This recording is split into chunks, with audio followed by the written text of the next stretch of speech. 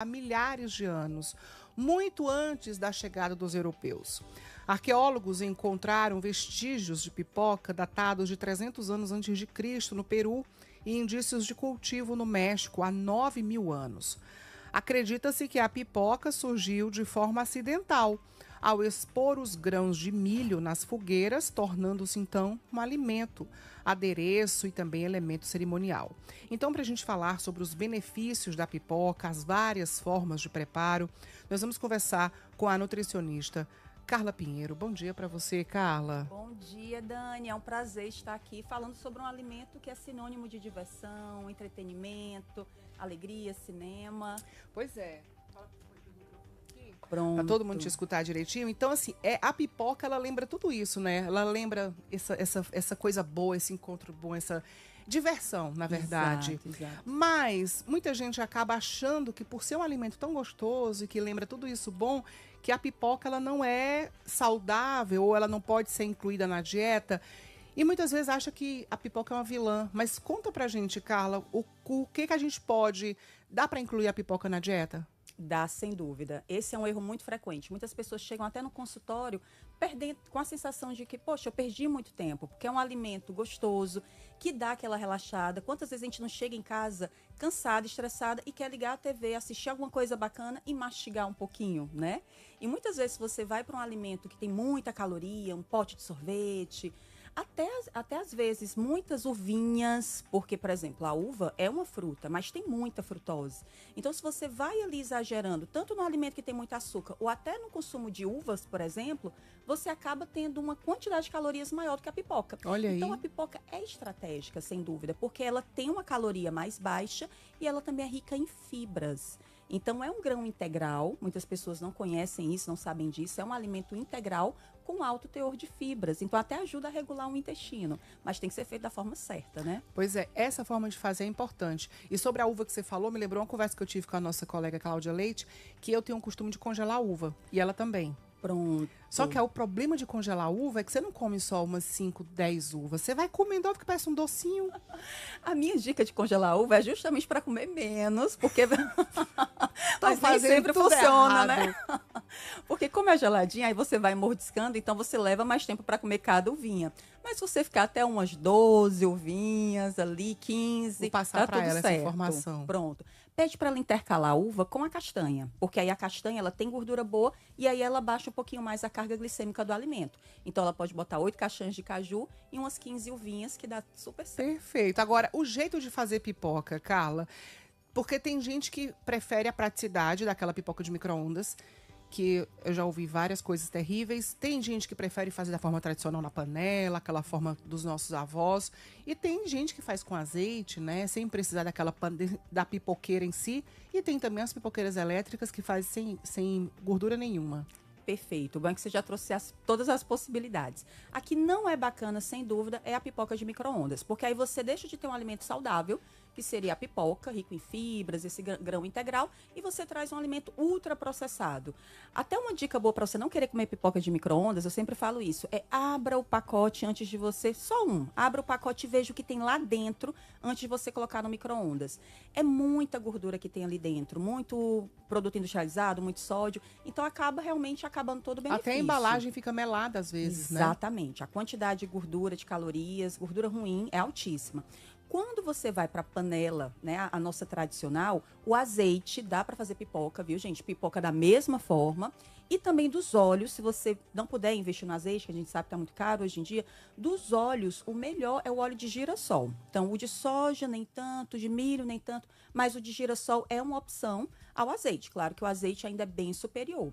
E aí, a gente tem as pipoqueiras elétricas, né? Que eu sempre dou a ideia do paciente de caso você queira incluir a pipoca no dia a dia, aí você pode colocar, e você esteja numa dieta de emagrecimento, por exemplo, você pode fazer na pipoqueira elétrica que não vai óleo nenhum, não vai caloria nenhuma. Então, ou feita na panela com azeite, por exemplo, ou na pipoqueira elétrica, são estratégias usadas até para o emagrecimento, porque aí sacia aquela vontade de mastigar, aquela vontade de você relaxar ao comer um alimento. Então, acaba sendo estratégico. Agora, muita gente reclama da falta de sabor na pipoca feita nessas pipoqueiras.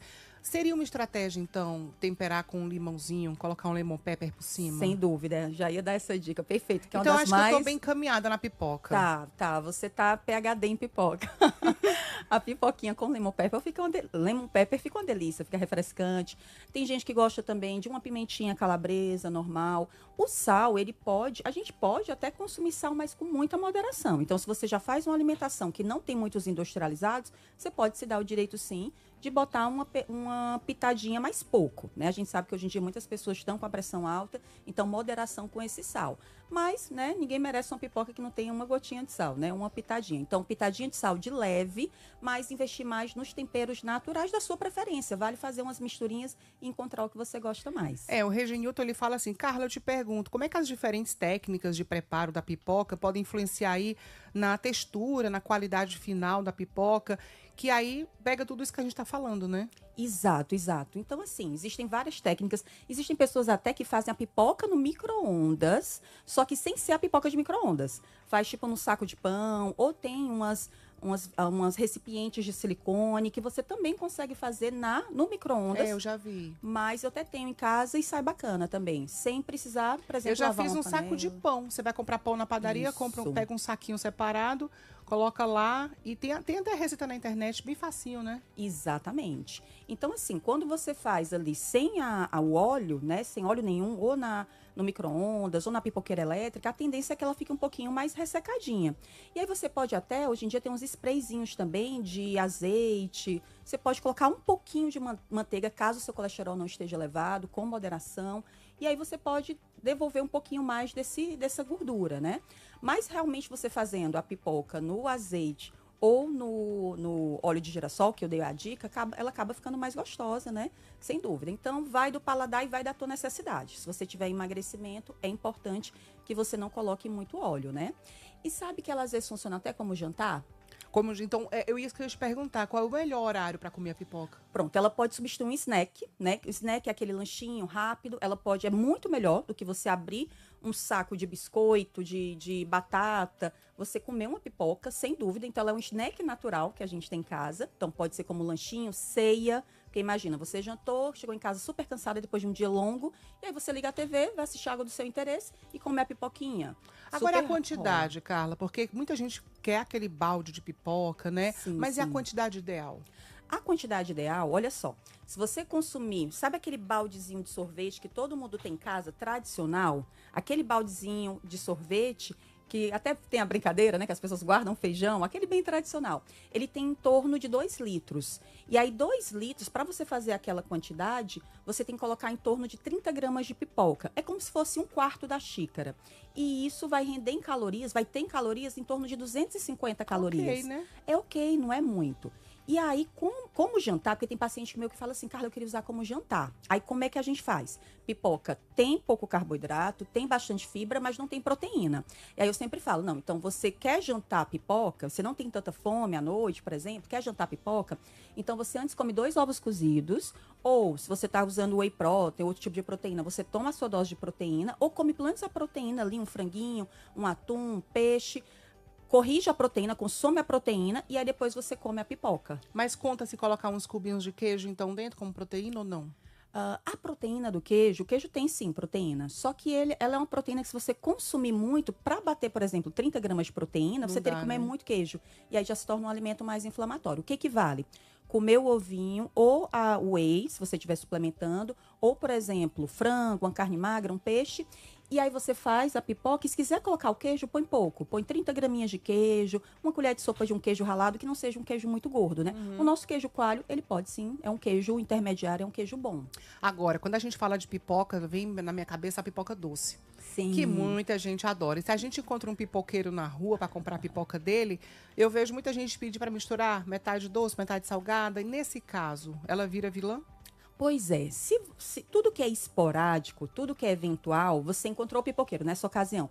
Se você já faz isso meio a meio, você já ameniza, né? Eu dou muito essa dica para quem gosta de açaí. Eu gosto de açaí doce. Bota metade natural, metade aquele puro, sem açúcar, metade doce, e aí você equilibra um pouquinho mais. E a pipoca da mesma forma.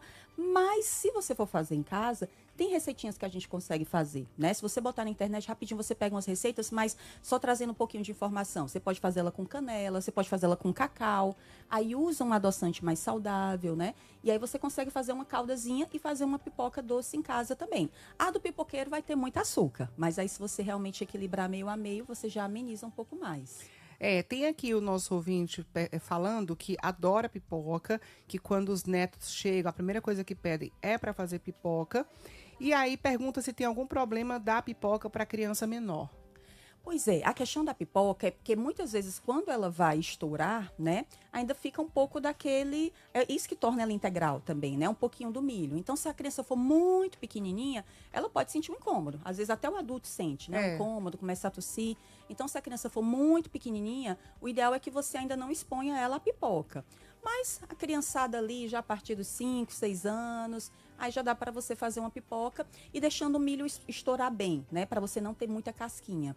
E aí, sem dúvida, faz um sucesso danado com as crianças. E a gente já perdeu tanto tempo, porque a gente achava que pipoca era besteira, né? Que pipoca não podia entrar na nossa alimentação. E, na realidade, é um recurso, é uma estratégia para justamente aquela boca nervosa. Em vez dessa boca nervosa estar comendo ali um cacho de uva, lembrando que uva é saudável, mas é o teor de frutose, na quantidade de frutose, é melhor gastar aí essa boquinha nervosa com a pipoquinha. Excelente, excelente dica. Inclusive, Carla, eu aprendi a fazer um jeito de pipoca que nunca mais eu deixei de fazer, porque foi muito prático para mim. Aguardar a pipoca no congelador. Sim. E ela não congela, né?